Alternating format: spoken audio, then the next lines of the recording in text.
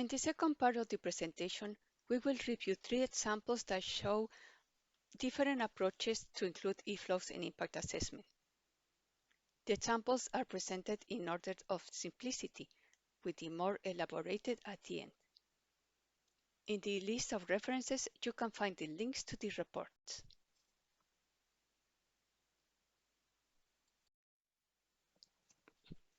The first example is the EIA report for the Keshi High Efficiency Water Demonstration Project in China, which was financed by the Asian Development Bank.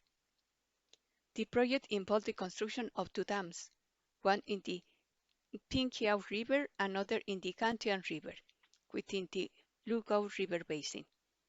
The purpose was to improve the livelihood of people living in degraded areas in Anlong and Nanyong countries by increasing water availability, to develop agriculture and revegetate degraded lands. The plan assigned to the Reservoir Management Authority the responsibility for managing Eflows. In the report, the consultants indicate that the changes in hydrology could alter the ecology.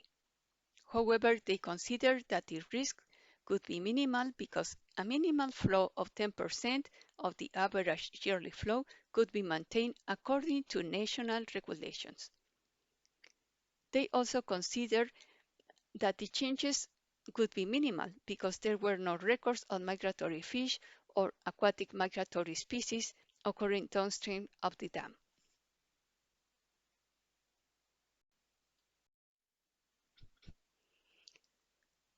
This table is part of the management plan in the EIA report. You can see that the mitigations for flows or effects on other aquatic organisms are restricted to maintain the required flows in the 2 rivers. I consider this as a bad example, and besides having ignored the seasonality and other characteristics of the flow and sediment regimes, this study illustrates the consequences of misinterpreting Tennant's method and making official 10% as the minimum flow that should be maintained.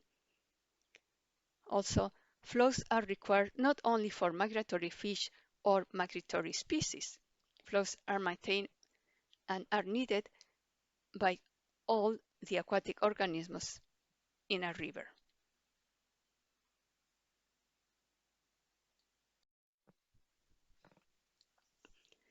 The second example is the environmental impact assessment for the Singatalur lift irrigation scheme in the state of Karnataka, India. This irrigation project consisted in the construction of a barrage in the Tungabhadra River, upstream of the existing reservoir. The barrage could be used to divert 18.5 million cubic feet, and most of the water could be used for irrigation of 77,000 hectares, and the rest could be used for drinking water and other uses. The withdrawal was planned for part of the year from June to November, and one of the requirements by the regulation was to maintain environmental flows to preserve fish and other aquatic organisms.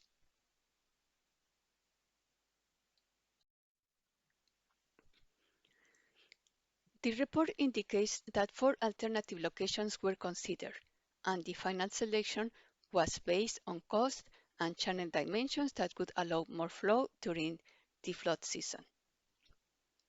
In the report, there was no specific statement indicating what the recommended flow should be. The terms of reference for the assessment indicated that the environmental flow in the dry season should be 20% of the average of the 4 months, and in the month season, it should be 30% of the season average. The consultants used 28 years of data of inflow at the diversion site, deducted the demand for irrigation, and estimated the outflow to the reservoir. However, the method for assessing environmental flows was unclear. They indicated that the outflow to the reservoir between June and November could be 241 million cubic feet, and between December and May, 28 million cubic feet. They concluded that that was sufficient for aquatic life. They also concluded that there was no need to build fish passages because there were no long-range migratory fish. However, they mentioned that there were some individuals of Anguilla bengalensis and Anguilla nebulosa, two species of eel. Eels are catadromous species and migrate to the sea to spawn. The consultants argued that because the contribution of these species to the fisheries was minimal, there was no need to construct any fish passage at the barrage site.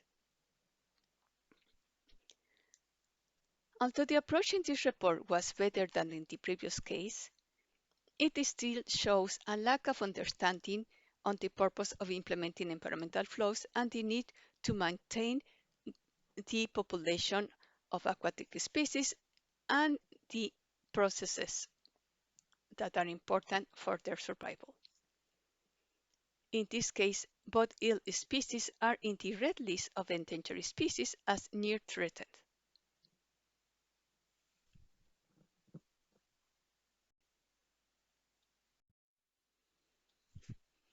The last example is the Sambor hydropower dam. China proposed an hydropower dam in the Mekong River near the town of Sambor in Cambodia.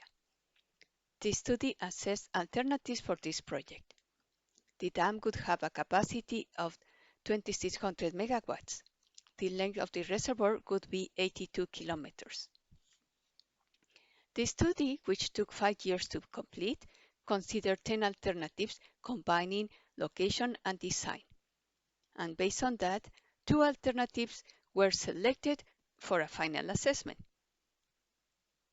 This final assessment considered various scenarios for mitigation of impacts on fisheries, and it also considered a no-dam alternative to produce energy using floating photovoltaic cells. On the part of the assessment of Eflows, the study used a data series of 107 years of daily inflows and estimated sediment flow as a function of the discharge. The consultants used the software PyZSim to simulate over 100 years of how different alternatives for dam operation could help achieve the objectives of maintaining conditions of flow rate for upstream and downstream movement of fish larvae, preserving the natural flow of sediment, and achieving an optimal hydropower production. The program 2Flow was used to simulate daily sediment inflows to the reservoir and sediment flushing at different time intervals.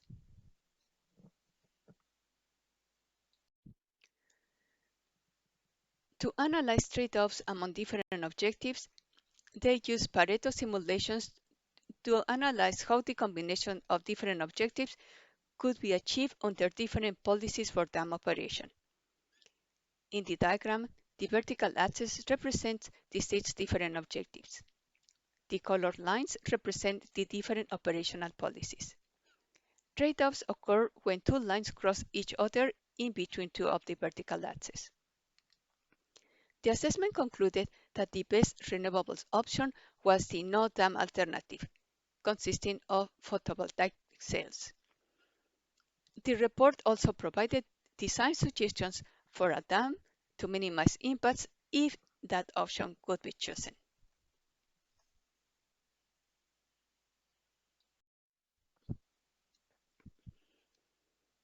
With this, we conclude the second part of the presentation. Although we covered only 3 examples, we still can draw some observations. In the cases of the first 2 dams, regulations set specific percentages of annual flows that should be maintained as the minimum environmental flow. However, we need to be conscious that that does not ensure that the ecological functions and processes will be maintained. Lack of information among consultants about aquatic species and their needs limits the usefulness of impact assessment and environmental flows. Determinations of Eflows in impact assessment should be based preferably on long-term data. And finally, integration of different methods is required for assessing inflows and identify how different project alternatives and operation policies might result in trade-offs. The last example we covered used different objectives and this approach to issue recommendations. So I consider the last one as a good example to follow.